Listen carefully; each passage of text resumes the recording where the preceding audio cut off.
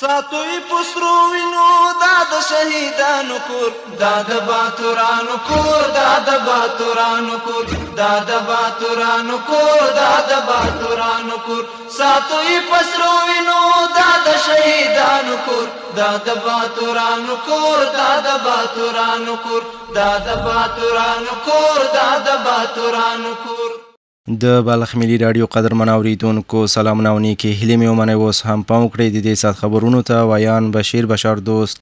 د بلخ ولایت په مزار شریف ښار کې د امیر علي شیر نوایی د کتیبې د بیارغونې چارې د بلخ د سیمه ییزو چارواکو او د ازبکستان د ډیپلوماټانو په حضور کې پیل شوې. د مزار شریف ښاروالي چارواکي وایي چې د پروژه د بلخ ولایت د خلکو په مالي ملاتړ جوړیږي او ټاکل شوې ده چې د 1 میاشت په موده کې د جوړولو چارې بشپړې او ګټې اخیستنې ته وسپارل سي.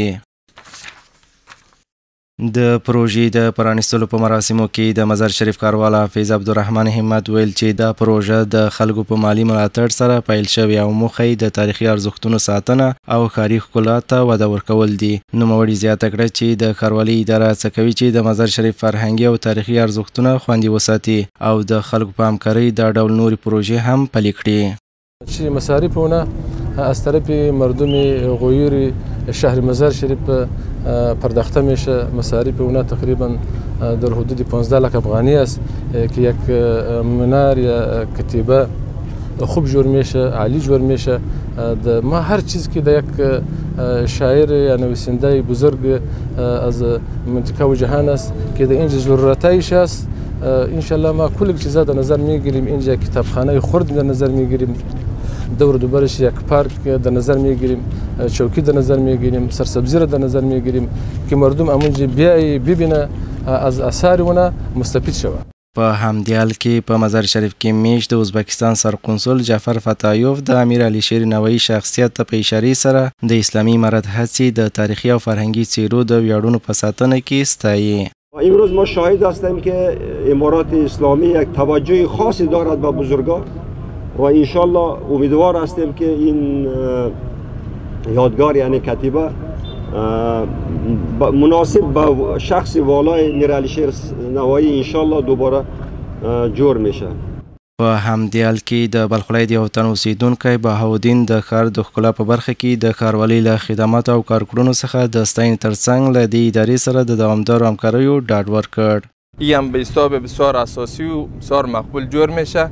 انشالله گفته آقای شهروال صاحب که 1 ماه پس آقای شهروال صاحب وعده دادن که به 6 ماه شهر تغییر میدم.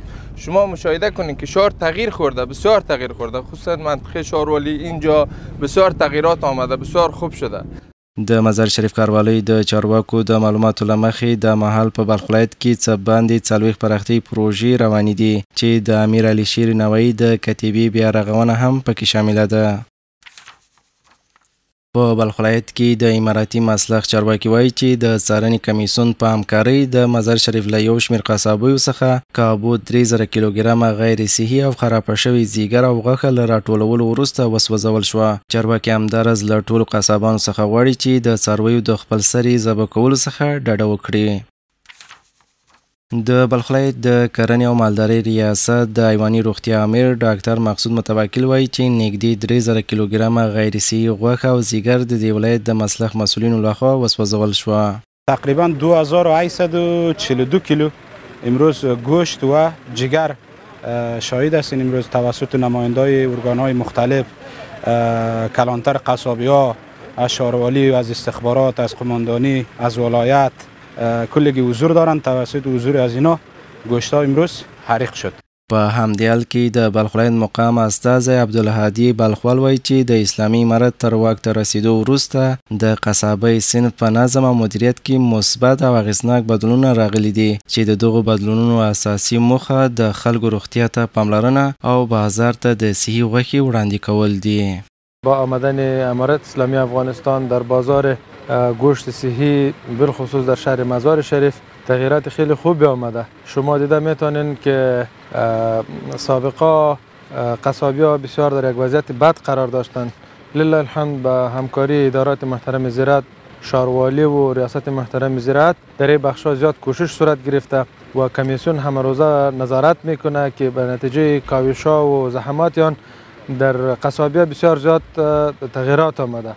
په بلخ ولایت کې د اماراتي مسلخ مسؤل عبدالقاهر احمدي وایي چې د فاسدو غوښو سوځول د ناروغیو د خپرېدو د مخنیوي لپاره یو اړین ګام دی. نوموړی ټینګار کوي چې خلک باید د غوښې د اخیستو پر مهال د مسلخ مهر او لیبل ته پام وکړي. د وطندارانو دریم دغه تقاضا ده، هغه غوښه باید استفاده کړي چې هغه په مسلخ کې ټاپه شوي لیبل شوي وي او زمونږ د ډاکټر صاحبانو په باندې تایید کړی د دې مهر او ټاپه باید هغه وخت نه زموږ وطنداران استفاده وکړي.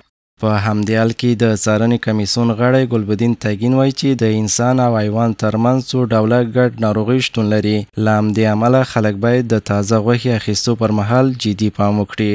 250 امراض هست که بین انسان و حیوان مشترک است. مثلا انتراکس است و توبرکلوز است، بروسلوز است. د بلخ ولایت په اماراتي مسلخ کې اوسمهال 90 کسان کار کوي چې هر ورځ څه باندې 300 څاروي د روغتیا ټیم له څارنې وروسته حلالېږي او بیا غوښه یې بازار ته وړاندې کیږي. د بلخ ملي راډیو قدرمن اوریدونکو دا و د دې ساعت خبرونه. تر بیا ملا پامان او تاسو ته ښه وخت. ساتوی پسرو وینو دا د شهیدانو کور، دا د باتورانو کور، دا د باتورانو کور، دا د باتورانو کور، دا د باتورانو کور. ساتوی پسرو وینو دا د شهیدانو کور، دا د باتورانو کور، دا د باتورانو کور، دا د باتورانو کور، دا د باتورانو کور.